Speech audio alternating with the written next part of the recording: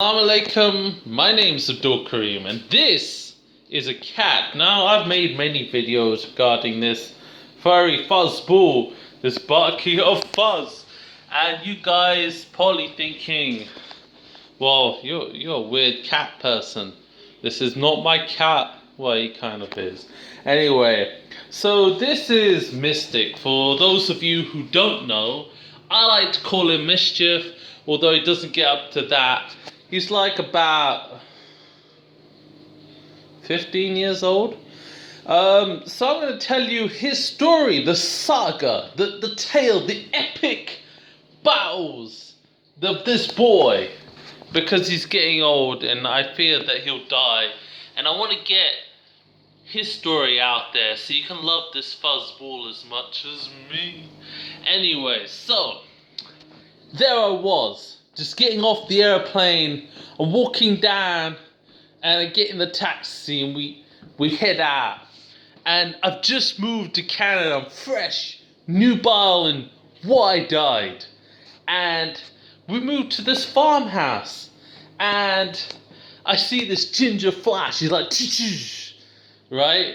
And I'm like, what the hell was that? So I go outside and he just gone into the bushes, and I'm like, bruvs, for days, and he's like, that doesn't make enunciation sense. Anyway, so I thought to myself, I'm gonna get me a box, and I'm gonna capture this cat. So I got a box, and I fur-lined it and everything. It was nice and all insulated and whatnot, and of course, I went out the next day and this cat was not inside, or so I thought. So I lifted up the box and then this ginger flash runs out. And I'm like, damn, I want this cat. So I keep seeing him coming to the window. It's this tiny, scrawny little bucket of fuzz. And so what we do, we put milk near the door. And we open the door, slide it open. And he comes just a little bit inside, licks the milk, and then goes away. So what I did is I lay down in front of the bowl of milk, and then slowly peeked inside, licked the milk, and ran away. So, what we do, I'm upstairs, playing my video games, writing my stories, and my parents managed to lure him in. And then my dad sneaks around the house and closes the door. He freaks out, runs to the windows, scratching, right? And then he's freaking out. So he runs around the house until he hides behind, I think, like the cooker. Anyway, so he hides in like a safe space in the kitchen. And so we have this cat. My first cat is this cat. Yeah, Mystic the cat. Anyway, getting back to the story. So the next day I go downstairs and I want to see my new cat. He's been in the house for a day. He hasn't come out from his hiding space. So I go up behind. There was like a gap about this much next to the cooker and the wall. I go up and I look behind and he just comes out. He's like straight at me. This tiny ball of fur, I could probably hold him in my hand. And he just comes at me. I swear it looked like he had his claws, like all paws out and hissing. It was like he was floating in the air, just coming after me. I was like, shit, I'm gonna die. So I run up the stairs. I go in my bedroom, and this cat is all claws and fur, fur puffed out. His claws are scraping against the floor, and he's running. He's like hissing and running. He's like, bros, I'm gonna kill you. And I'm like, damn, I'm gonna die, right? And of course, he's a little fuzzball. But anyway, so as time goes on, he kind of gets out of his shell a little bit. He sat on the stairs, right? This is a few days in. He hadn't peed or pooped. He sat on the stairs, terrified, and my father sits next to him. And you just see, like, he's sitting there straight up, and then this little pool of urine just expands from under him. And I'm gonna tell you what, that was hilarious. Anyway, so he peed himself, but he stood his ground, and this guy was the fiercest cat around I'm telling you, bruvs and bruvettes. And I used to trick him to eat. I used to actually get cheese and whack it on his food. And he would love cheese. He loves cheese. Give him some cheese and he's like, what's up? Yeah. Anyway, the point is that he loves cheese and he would just completely lose his for shizzle. So to trick him into eating cat food, because he didn't like it, he used to put his paw, I put the cheese on top and he ate it. And eventually he softened up. He'd still mostly hide behind the couch, but eventually softened up. So time went on, he grew into an adult cat, and he kind of got to the point where he didn't want to be touched, you know? It's like every time you got to touch him, he's like, get away from me, bruvs. But eventually he softened up. We also neutered him and he was totally fine, actually. So yeah, we ended up loving him. Then we moved to the farm, and that's where life changed. You see, this cat, he loves to run. He would run and frolic in the fields of the farm. And one day he's out and about. I'm actually in England here at this time, and he was out and about. And then he didn't return home. And my mum and dad's like, where is this cat? Where is he? And he didn't come home. So they're calling out for 2-3 days, and then one day, early in the morning, like my mom's getting ready to go to work at 6 in the morning, and she sees this bedraggled thing out the window, and she of course brings him in. He has a terrible leg wound, like he's bleeding, and they think that he got stuck somewhere.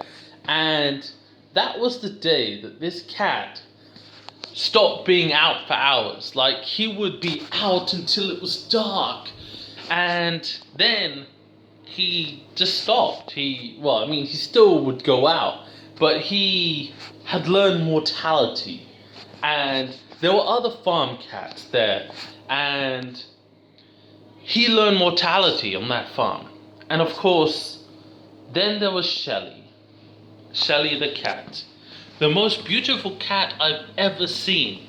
I'm serious. Now, I wish I had photos. Unfortunately, they're on my old hard drive. I don't have access to that. So maybe at some point I'll re-edit this video with the images of Shelly. But she was the most beautiful cat. Tortoiseshell cat. I describe her like this. She was very vain. And she knew she was gorgeous. She would sit in front of a mirror and sleep looking at herself.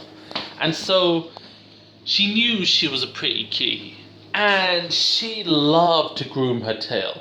She was slender. And I really get this image in my mind of these women who are very petite but also like the way they look and always make sure they dress up nicely. She was like that kind of cat. She had this haughty attitude. She's like, I know I'm pretty. What are you going to do about it? And she would groom her tail, and it was thick, gorgeous tail. And she had her own, like, attitude and everything. But she was never, like, going to scratch you or anything. And these two, like, we ended up adopting Shelly. So these two were a close bond.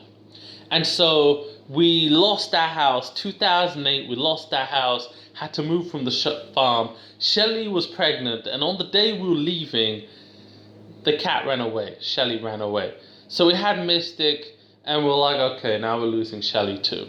And right as we're leaving, Shelly comes up right on the road, and we see her, and we're like, thank God. So we take her home. And we'd gotten evicted. So we took her to a new home, and there's this thing where you can pay people to go back into your evicted house to remove your stuff. So we went back to our evicted house, paid the $500 or whatever, and we were moving stuff. And when we returned home, Shelly was giving birth. She actually gave birth in my bedroom, and she gave birth to a beautiful kitten called Lily. Just the one kitten. It was her first birth, and sometimes it happens with cats. And I love Lily, and Mystic loved Lily. We all love Lily. She was the most loving kitten ever. This is the sad part of the story. Lily died. So what happened with Lily is we were out and about. No, actually, sorry. What happened with Lily is I was having an argument with my ex, and for whatever reason, when Lily came to the window, and I would always regret it because I saw her at the window, and I didn't want her, for whatever reason, to see us having an argument, so I didn't let her in. And then a few hours later, I'm like, where is my Lily? So I go outside and I start calling her name. And this old lady comes up, she's passing by, and she says, "Is that your cat?" And that moment, I knew something was wrong. Lily had been struck, and her basically her legs weren't working, and she was dying. And it destroyed me. And for years, like whenever I thought about Lily, I would go into tears because Lily was a cat that was born in my bedroom, and I actually helped raise her because her